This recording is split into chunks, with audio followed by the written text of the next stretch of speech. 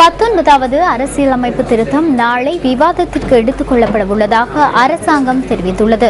அதற்கு இடமளிக்கும் வகையில் பாராளுமன்ற அமர்வு இன்று காலை 1 மணித்தியாலத்திற்கு மட்டுப்படுத்தப்பட்டது. இதேவேளை தேர்தல் முறையில் மாற்றத்தை ஏற்படுத்தும் 20வது திருத்தத்தையும் இதனுடன் நிறைவேற்ற வேண்டும் என ஸ்ரீலங்கா சுதந்திர கட்சி தெரிவிக்கின்றது. தொகுதி மற்றும் விகிதாசார முறையும் கலந்த கலப்பு தேர்தல் முறை அடங்கிய பல சிபார்சுகள் 20வது அரசியலமைப்பு திருத்தத்தின் ஊடாக முன்வைப்பதற்கு ஸ்ரீலங்கா சுதந்திர கட்சி தயாராகிறது. அதன் மூலம் விருப்பு வாக்கு முறை செல்லுபடியற்றதாக மாறுவதாக கட்சியின் ஊடக பேச்சாளர் டிலான் பெரேரா தெரிவித்தார். புதிய தேர்தல் முறையின் ஊடாக விருப்பு வாக்கு முறையை இல்லாமல் செய்து தொகுதி வாரியாக 160 அல்லது 165 உறுப்பினர்களை எளிய பெரும்பான்மை மூலம் தெரிவு செய்து விகிதாசார பிரதிநிதித்துவத்தின் கீழ் உறுப்பினர்களை தெரிவு செய்வதே எமது சிபார்சாகும். விகிதாசார முறையின் கீழ் தெரிவு செய்யப்படும் போது மாவட்ட விகிதாசார மற்றும் தேசிய விகிதாசார அடிப்படையில் உறுப்பினர்களை தெரிவு செய்யுமாறு குறிப்பிட்டுள்ளோம். மொத்த பாராளுமன்ற உறுப்பினர்களின் எண்ணிக்கையை 250 அல்லது 255 உயர்த்துவதற்கும் யோசனை முன்வைத்துள்ளோம். விருப்பு வாக்கு முறையை இல்லாமல் செய்வதற்கு இணக்கம் தெரிவித்ததோடு விகிதாசார முறை தொடர்ந்தும் இருக்க வேண்டும் என கொழும்பில் நேற்று நடைபெற்ற சிறிய மற்றும் சிறுபான்மை கட்சிகளின் சந்திப்பின் போது தெரிவிக்கப்பட்டது. இந்த கலந்துரையாடலில் தமிழ் தேசிய கூட்டமைப்பு, ஸ்ரீலங்கா முஸ்லிம் காங்கிரஸ், மக்கள் விடுதலை முன்னணி, ஜாதிக ஹெலோரமி உள்ளிட்ட பல கட்சிகளின் பிரதிநிதிகள் கலந்து கொண்டிருந்தனர். சிறிய கட்சிகளுக்கு கிடைக்கும் 50% பிரதிநிதித்துவம் எம்மையும் மக்கள் விடுதலை முன்னணி உள்ளிட்ட பல கட்சிகளையும் அதிக அளவில் பாதிக்கும்.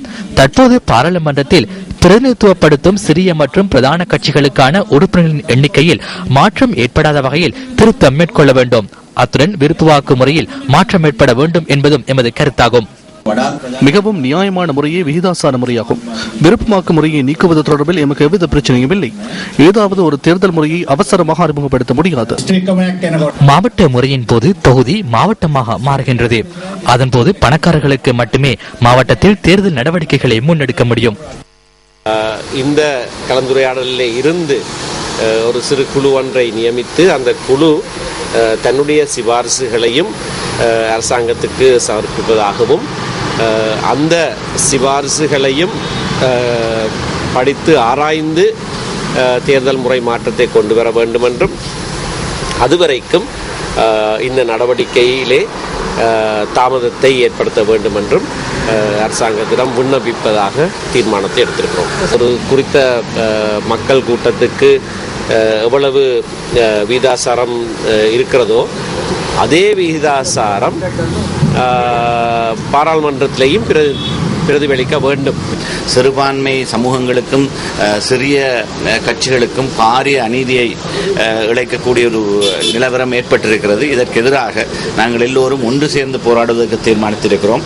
அந்த அடிப்படையில் நாட்டில் இருக்கிற பிரதான கட்சிகளின் அரசியல் தலைமைகளை, ஜனாதிபதியை, பிரதமரை, எதிர்க்கட்சி தலைவரை கூட்டாக சந்திப்பது என்ற முடிவுக்கு நாங்கள் வந்திருக்கிறோம். ஒட்டுமொத்தமாக ஸ்ரீலங்கா சுதந்திர கட்சி சமர்ப்பித்திருக்கிற அவசர தேர்தல் சீர்திருத்தம் எங்களால் எந்த காரணத்தினாலும் ஏற்றுக்கொள்ளப்பட முடியாத ஒன்று என்பதையும், அதே நேரம் விருப்பு வாக்கு முறைமையை நீக்குவதற்கு நாங்கள் யாரும் எதிர்ப்பு தெரிவிக்கவில்லை என்பதையும் மிக தெளிவாக நாங்கள் சொல்லி இருக்கிறோம். இன்றைக்கு ஸ்ரீலங்காவுடைய சிறுபான்மை கட்சிகளும் சின்ன கட்சிகள் எல்லாம் ஒன்று சேர்ந்து வேலை செய்யக்கூடிய ஒரு வாய்ப்பு ஒன்று கிடைச்சி எல்லாருமே வந்திருந்தாங்க. அது நாங்கள் பாராட்டுறோம். எல்லாரும் சேர்ந்து ஒரு தீர்மானம் வந்து எலக்ட்ரல் ரிஃபார்ம்ஸ் வாரண்டி எங்களோட ஒப்பீனியனையும் எடுத்துக்கொண்டு தான் இது முன்கொண்டு போகணும் என்பதுதான் எங்களுடைய தீர்மானம். தேர்தல் முறை மாற்றம் என்பது தேவைதான். ஆனால் இன்று இருக்கக்கூடிய இந்த முறைதான் மிக சிறந்த முறை. ஆனாலும் கூட இந்த முறையில் இருக்கக்கூடிய பல்வேறு குறைபாடுகளை நாங்கள் புரிந்து கொண்டிருக்கின்றோம். அவை மாற்ற வேண்டும், திருத்த வேண்டும். திருத்துவது என்பது, மாற்றுவது என்பது உடனடியாக அவசரம் செய்ய முடியாது. கலந்து ஆலோசித்து பேசி கருத்து பரிமாற்றம் செய்ய முடியும். அதுக்கு நாங்கள் தயாராக இருக்கின்றோம். ஆனால் அரசாங்கத்துக்குள்ளேயும் எதிர்க்கட்சியில் இருக்கக்கூடிய சில குரல் சக்திகள் இவற்றை தங்கள் சொந்த தேவைகளுக்காக சொந்த நிகழ்ச்சிகளுக்காக மாற்றம் முயல்கிறார்கள். அதுக்கு இடம் கொடுக்க முடியாது. தெளிவாக குறிப்பிக்க விரும்புகின்றோம். இன்றைய சந்திப்பினுடைய நோக்கம் 19வது திருத்த சட்டம் தொடர்பாகவும் தேர்தல் சீர்திருத்தம் தொடர்பாகவும் சிறு கட்சிகளையும் சிறுபான்மை கட்சிகளையும் எவ்வாறு அது பாதிக்கும், அதனுடைய தாக்கம் எவ்வாறு இருக்கும், சிறுபான்மை கட்சிகளுடைய ஆதரவு இல்லாமல் அல்ல அவர்களுடைய கருத்துக்களை கருத்தில் எடுக்காமல் எதையும் செய்ய முடியாது என்பதை இன்றைக்கு வெளிப்படுத்தி நிற்கின்றது.